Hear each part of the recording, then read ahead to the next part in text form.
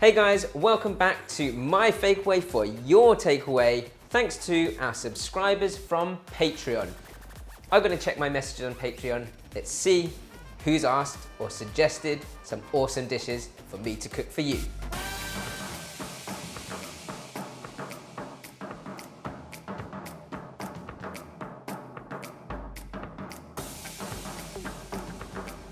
So I've actually got a message from Mike F, one of our Patreon supporters. Hi Jeremy, I love Chinese roast duck. So do I, Mike. Are you able to do a traditional duck and possibly a speedier version? Well, to be honest, it takes so long to make a Chinese roast duck that anything, you take out 1 or 2 steps and it will definitely be quicker. I remember when I was about 15 going, I can do that, never having eaten it before, as the closest restaurant was 300 kilometers away. That's a long way away. But it ended up with me hanging a chicken in front of an air conditioner in the lounge room. That's your first mistake, Mike. It's roast duck. My mum wasn't impressed. Mine wouldn't be either. And it turned out okay flavour-wise, but absolutely nothing compared to the original. First off, it's never easy to make roast duck in your own home and it be the same as the restaurants, because the restaurants have all this awesome sort of technology and the perfect ovens for it. But I'll show you this sort of simpler version in a second for you. 5 years later, I tried it for real and have been hooked ever since. It is an amazing dish. I'm going to show you how to make a quicker, but not quick, roast duck from home, where we're going to braise the duck first and then roast it to finish. Here's how. Oh, my takeaway. So, Chinese roast duck or Cantonese roast duck, one of those dishes that you will find everywhere you go, no matter what Chinatown you're in, across the world. One of the best restaurants in London, it's really famous for roast duck, is Four Seasons. So we've got ours from there.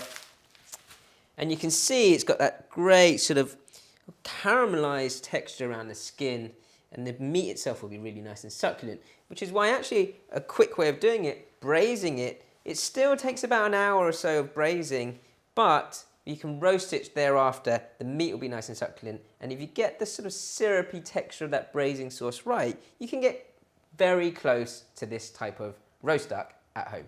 Now traditionally the first thing you ever do with a duck, if you're going to roast it, is actually blanch it first, and that sort of tightens up the skin. So you're going to blanch this in hot water, just pour boiling hot water over the top and just make sure it sort of blanches for a sort of 2-3 minutes, something like that, and you'll see it immediately tightening up and holding its shape. Now you can see that once you've blanched it, it sort of sits nice and plump.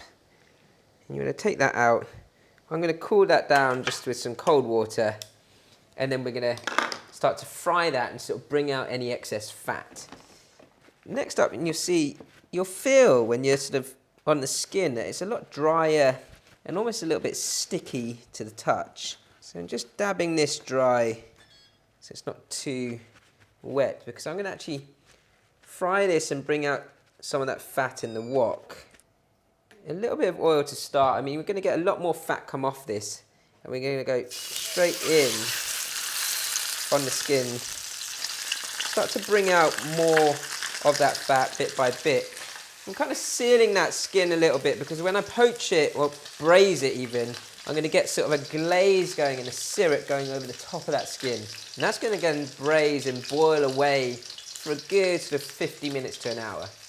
Now whilst that's frying, and you could deep fry it, but I don't want to waste too much oil. I'm just turning that around. I'm going to take a little bit of that fat and pour that into a saucepan.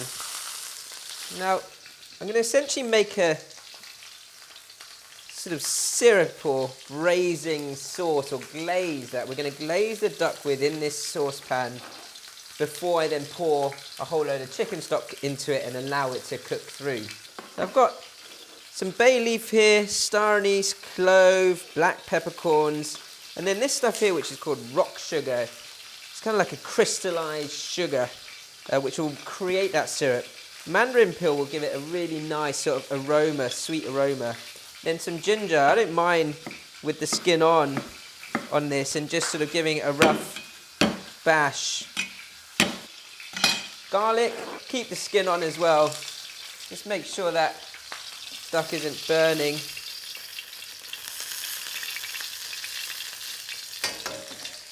And then this is on a medium heat. I'm just going to turn it up to a medium-high heat and then start to add these spices. And these are, you know, sort of some of the core parts to 5-spice, especially your star anise, clove and black pepper. You want to get all those whole spices in first, so your ginger, garlic, black peppercorn, star anise. And then the rest of the ingredients here for your braising, I've got some honey that will just help to create that syrup a little quicker, along with the rock sugar.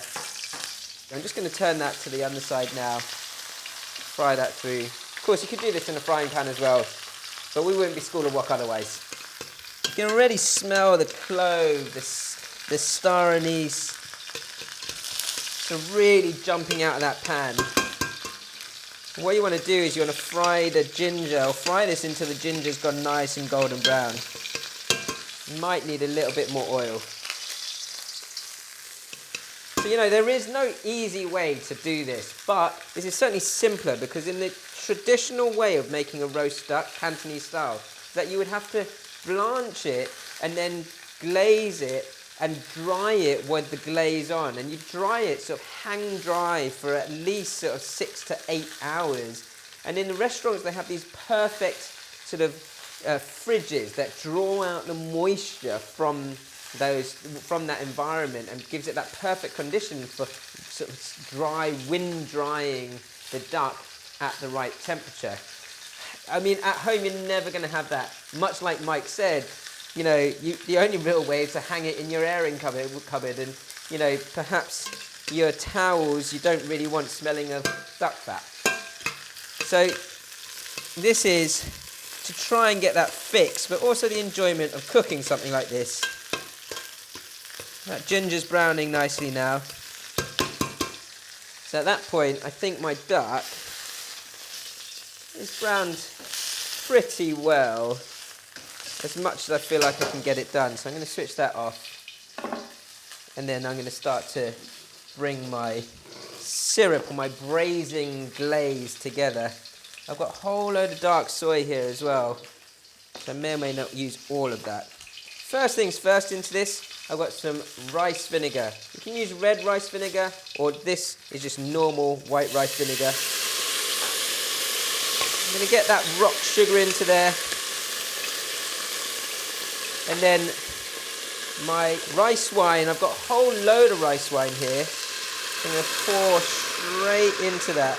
My bay leaves can go in now, so they don't burn. And we're going to start to bring that together and really melt down that rock sugar, along with some honey as well.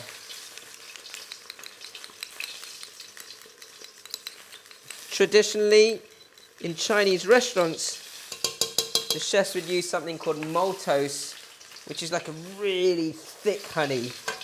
But this works a treat, especially with that rock sugar. Now I want to bring this to a pretty high heat. Melt down that rock sugar and then turn it down again. And then we're going to add some dark soy, and that's going to add a lot of colour to this. It's almost like making that slow braised belly pork dish. That dark soy wouldn't traditionally go in a Cantonese roast duck, but it's kind of like a cheat's way of getting a good sort of colour round, so when we roast it, we'll get a nice colour all the way around. In these traditional ovens, they're not the same as those sort of super large, sort of almost walk-in ovens that you get in a restaurant, where you can hang the duck completely so that it just gets engulfed by the heat. That rock sugar's not fully melted yet. You can see there's a little bit left there, so I'm just making sure that's all melted through before I put the duck in. And you do need enough liquid eventually to cover that whole half duck. But I want to sort of get this liquid glaze, that syrupy glaze, around the skin as much as possible first, before I then cover it in chicken stock. Now what you want is for your syrup or your glaze to be really bubbling away. And once that's bubbling away, you can put your duck in, skin side down, and keep that on a nice rolling boil because you want it to become more and more sticky as you go along. And we're going to sort of baste this duck in that glaze and just keep doing this for a good sort of 5 minutes. Now, after a few minutes, you'll see how sticky that glaze is. And of course, this is all going to water down with the stock and topped up with water. And that's why you want to get that sort of initial stickiness and that glaze all over the duck as much as possible. Next up, your stock. You're going to cover your whole duck in stock and just, if you need to, just fill it up with water until the whole duck, especially the skin, is fully covered. So you want to bring that to a boil, and once that's bubbling away, just let it simmer, so bring it down to medium to low heat. You're not going to cover that, just let it sort of evaporate, and that sauce will start to thicken up into more of a glaze that we can then use to then finish it off when we're roasting. I'm going to boil this for about 50 minutes to an hour. So this duck has been braising for about an hour now, and it's got a lovely colour along the skin. You just got to be careful. I don't want to break too much of the skin. A little bit's broken already, so let's transfer that into a roasting tray. I want the roasting to work nicely, so I'm just going to take that bit of the wing off. And then with this sauce, which is currently definitely more like a soup texture than a glaze, I'm just going to take a ladle of this and get it onto a high heat into the wok and bring that down to a glaze so that I can just pour that over the top before I roast it. I'm going to roast it for a maximum of 15 minutes just to get a nice sort of crisper edge. And again, it's not going to be exactly the same as your classic roast duck, but it is certainly simpler than trying the whole process at home.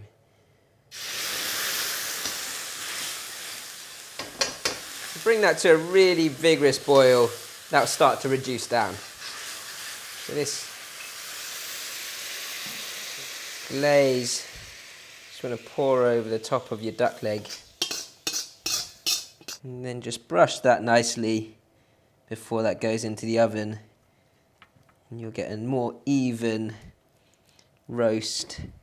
So as I said, it's still not simple making your Cantonese style roast duck, but it's certainly easier than waiting 2 days for this. So this is going to go into the oven, 220 degrees C, for about 15 minutes.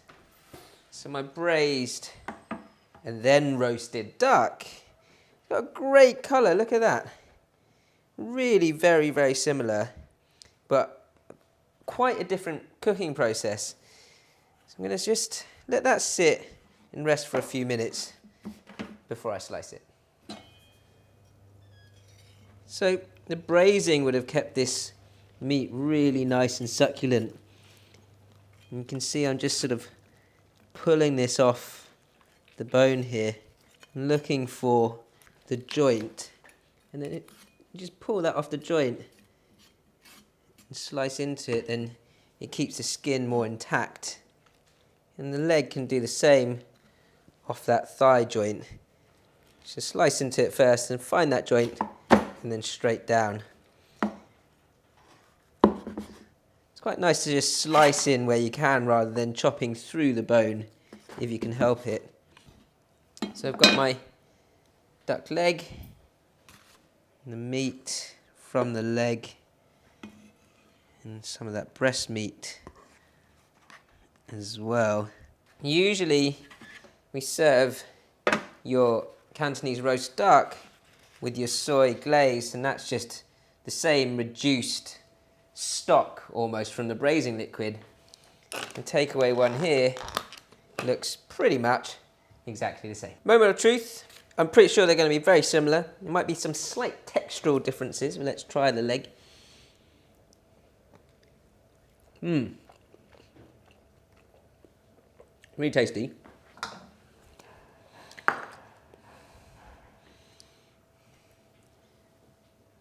Colour's good.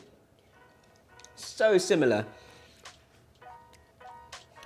The texture of the skin on the braised duck slightly softer than just the roast duck. I'm going to try a little bit of the breast as well, but it is really tasty and you wouldn't miss it, especially if you cooked it at home. The satisfaction from cooking that, fantastic. I really like my Fakeaway, but I'm also all for the takeaway. Roast duck, any style, tastes good. Thank you so much, Mike, for your amazing suggestion. And don't forget, guys, if you want to make a suggestion, suggest away on Patreon, subscribe to our Patreon channel, and sign up to all the brilliant competitions. And you can also suggest recipes for our videos.